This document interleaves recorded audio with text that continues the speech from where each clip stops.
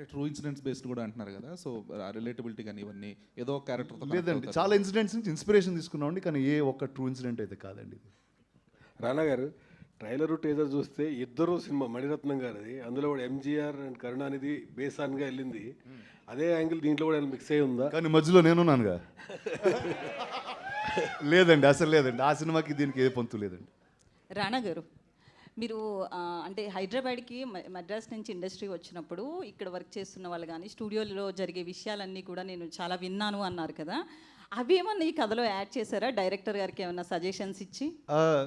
Suggestions అండి, చాలా విషయాల గురించి మాట్లాడుకున్నాం. అండ్ ఫనీ థింగ్ ఏంటంటే ఇప్పుడు చాలా తక్కువ మందికి ఆ విషయాలు తెలుసు. ఇంతకు ముందు అయితే ఇండస్ట్రీలో they use to be, in fact lot more press people use to be there who are all from Madras shifted year. కానీ ఆ కథలో ఆ లైఫ్ ఇప్పుడు మనకి there is no other way except cinema to see it in. నాకు ఈ మహానటిలో బ్యూటిఫుల్గా చూపించాడు. అండ్ ఇంకా బెటర్గా చేసే ప్రయత్నం ఏం చేశాం.